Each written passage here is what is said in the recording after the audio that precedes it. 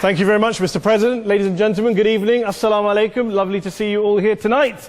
We are having a very entertaining night, are we not, with some very interesting things being said from the other side of the house tonight. Let me begin by saying, as a Muslim, as a representative of Islam, I would consider myself an ambassador for Islam, a believer in Islam, a follower of Islam and its Prophet. So, in that capacity, let me begin by apologizing to Anne-Marie for the Bali bombings. I apologize for the role of my religion and me and my people, for the killing of Theo van Gogh, for 7/7. Yes, that was all of us. That was Islam, that was Muslims, that was the Quran. I mean, astonishing claims to make in the very first speech tonight, on a day like today, where the Conservative Prime Minister of the United Kingdom is having to come out and point out that these kind of views are anathema. And I believe you're trying to stand for the Labour Party to become an MP in Brighton. If you do, and you make these comments, I'm guessing you'll have the whip withdrawn from you, but then again, UKIP's on the rise, they'll take you, the BNP, they might have something to say about your views. This is what Mehdi Hassan always does. By the way, just on a factual point, since we heard a lot about the second speaker, about how backward we Muslims all are, on a factual point, you said that Islam was born in Saudi Arabia. Islam was born in 610 AD. Saudi Arabia was born in 1932 AD. So you were only 1,322 years off. Not bad? Not bad start there. Talking of maths, by the way, a man named Al-Khwarizmi was one of the greatest mathematicians of all time, a Muslim, worked in the golden age of Islam. He's the guy who came up with not just algebra, but algorithms. Without algorithms, you wouldn't have laptops. Without laptops, Daniel Johnson tonight wouldn't have been able to print out his speech in which he came to berate us Muslims for holding back the advance and intellectual achievements of the West, which all happened without any contribution from anyone else other than the Judeo-Christian people of Europe. In fact, Daniel David Levering, the author of the Pulitzer Prize-winning historian and author of The Golden Crucible, points out that there would be no Renaissance, there would be no Reformation in Europe without the role played by Ibn Sina and Ibn Rushd and some of the great Muslim theologians, philosophers, scientists in bringing Greek texts to Europe. As for this being our university, I will leave that to the imagination as to who is our and who is there. I studied here too. An astonishing set of speeches so far making this case tonight. A mixture of just cherry-picked quotes, facts and figures, self-serving, selective, a farrago of distortions, misrepresentations, misinterpretations, misquotations. Daniel talked about my article in the New Statesman, which got me a lot of flack, where I talked about the anti-Semitism that is prevalent in some parts of the Muslim community, which indeed it is. Of course, I didn't say in that piece that it was caused by the religion of Islam. In fact, modern anti-Semitism in the Middle East was imported from, finish the sentence, Judeo-Christian Europe, where I believe some certainly bad things happened to the Jewish people. In fact, Tom Friedman, Jewish-American columnist in the New York Times, told me in this very chamber last week that he believed, had Muslims been running Europe in the 1940s, 6 million extra Jews would still be alive today. So I'm not going to take lessons in anti-Semitism from someone who's here to defend the Judeo-Christian values of a continent that murdered 6 million Jews. Moving swiftly on. Yes. Absolutely. Well, I'm about to make that point. No, I'm about to make that point. You're right. I agree with you. I agree with you 110%. That is my point. I don't think Europe is evil or bad. I'm a very proud European. I don't want to judge Europe on that basis, but if we're going to play this gutter game where we pull out the Bali bombing and we pull out examples of anti-Semitism in the Islamic community, then of course I'm going to come back and say, well, hold on. I mean, look, let's be very clear. Daniel here was a last-minute replacement for Douglas Murray, who had to pull out. And Douglas and I have a well-documented differences, but to be fair to Douglas, as to be fair to Anne-Marie and to Peter, atheists.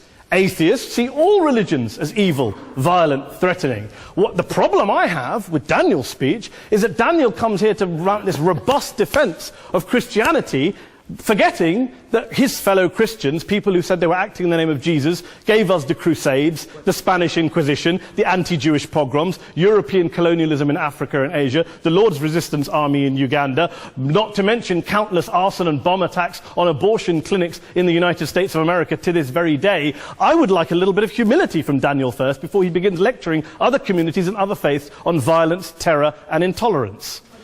But, no thank you. Some water. But I would say this, to address the gentleman's very valid point here, I'm not going to play that game. I don't actually believe that Christianity is a religion of violence and hate because of what the LRA does in Uganda or what Crusaders did to Jews and Muslims in Jerusalem when they took back the city in the 12th or 13th or whatever century it was. I believe that Christianity, like Islam, like pretty much every mainstream religion, is based on love and compassion and faith. I do follow a religion in which 113 out of the 114 chapters of the Quran begins by introducing the God of Islam as a God of mercy and compassion. I would not have it any other way. I don't follow a religion which introduces my God to me as a God of war, as some kind of Greek God of wrath, as a God of hate and injustice. Not at all. As Adam pointed out, you go through the Quran and you see the mercy and the love and the justice. And yes, you have verses that refer to warfare and violence. Of course it does. This is not a motion about pacifism. I'm not here to argue that Islam is a pacifistic faith. It is not. Islam allows military action, violence in certain limited contexts. And yes, a minority of Muslims do take it out of that context. But is it religious? We talked about Woolwich. Daniel and Anne-Marie have suggested that it's definitely religion that's behind all of this. Well, actually, what I find so amusing tonight is we're having a debate about Islam. And the opposition tonight have come forward. We have a graduate in law, a graduate in modern history, a graduate in chemistry. And, you know, I admire all of their intellects and their abilities, but we don't have anyone who's actually an expert on Islam, a scholar of Islam, a historian of Islam, a speaker of Arabic, even a terrorism expert or a security expert or a pollster, let alone to talk about what Muslims believe or think. Instead, we have people coming here, putting forward these views, putting forward these sweeping opinions. Listen to Professor Robert Pape of the University of Chicago, one of America's leading terrorism experts, who, unlike our esteemed opposition tonight, studied every single case of suicide terrorism between 1980 and 2005, 315 cases in total. And he concluded, and I quote, "There is little connection between suicide terrorism and Islamic fundamentalism or any of the world's religions. Rather, what nearly all suicide terrorist attacks have in common is a specific secular and strategic goal to compel modern democracies to withdraw military forces from territory that the terrorists consider to be their homeland." And the irony is, when we talk about terrorism, the irony is that the opposition and the Muslim terrorists, the Al-Qaeda types, actually have one thing in common. Because they both believe that Islam is a warlike, violent religion. They both agree on that. They have everything in common. Osama bin Laden would be nodding along to everything he's heard tonight from the opposition side. He agrees with them. The problem is that mainstream Muslims don't. The majority of Muslims around the world don't. In fact, a gentleman here started quoting all sorts of polls. Gallup carried out the biggest poll of Muslims around the world, of 50,000 Muslims in 35 countries. 93% of Muslims rejected 9/11 and suicide attacks. And of the 7% who didn't, they all, when polled and focus grouped, cited political reasons for their support for violence, not religious reasons. And as for Islamic scholars and what they say, well, Daniel talks about our University of Oxford. We'll go down to Oxford Centre for Islamic Studies, get hold of a man named Sheikh Afifi al-Akiti, who is a massively well-credentialed and well-respected Islamic scholar, who has studied across the world, who in the days after 7/7 published a fatwa denouncing terrorism in the name of Islam, calling for the protection of all non-combatants at all times, and describing suicide bombings as an innovation with no basis in Islamic law. Go and listen to Sheikh Tahir al-Qadri, one of Pakistan's most famous Islamic scholars, who published a 600-page fatwa condemning the killing of all innocents and all suicide bombings unconditionally without any ifs or buts. There's nothing new here. This is mainstream Islam, mainstream scholarship, which has said this for years. You don't go out and kill people willy-nilly in the high street or anywhere else, on a bus or a mall, based on verses of the Quran that you cherry-pick without any context, any understanding, any interpretation, or any commentary of Islam. Anne-Marie comes and scares us with her talk of Sharia law. I would like to see the book of Sharia law. It doesn't exist. People argue over what Sharia law is. And you empower the extremists by saying there is only one version. You empower them all. I don't believe you took any interruptions, Anne-Marie, so I think you should stay there for a moment. Several countries. Here's what we're dealing with. Here's what we're dealing with.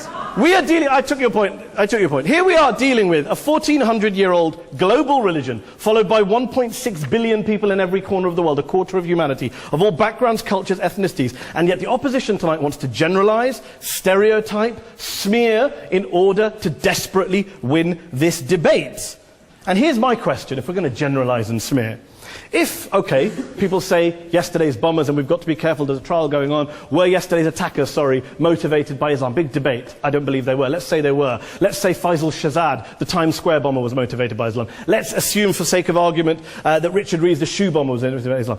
If Islam is responsible for these killings, if Islam is what is motivating these people, and Islam is therefore not a religion of peace, a religion of war, then ask yourself this question: why aren't the rest of us doing it? Why is it such a tiny minority of Muslims are interpreting their religion in the way that the opposition claim they are? Let's assume there are 16,000 suicide bombers in the world. There aren't. Let's assume there are for the sake of argument. That's 0.001% of the Muslim population globally. What about the other 99.99% of Muslims who the opposition tonight either ignore or smear? The reality is that the rest of us aren't blowing ourselves up tonight. The reality is that the opposition came here tonight not worried about the fact that me and Adam might pull open our jackets and blow ourselves up tonight because we're followers of a warlike warrior religion which wants to take over Europe and Daniel's university. The issue is this. The issue is this.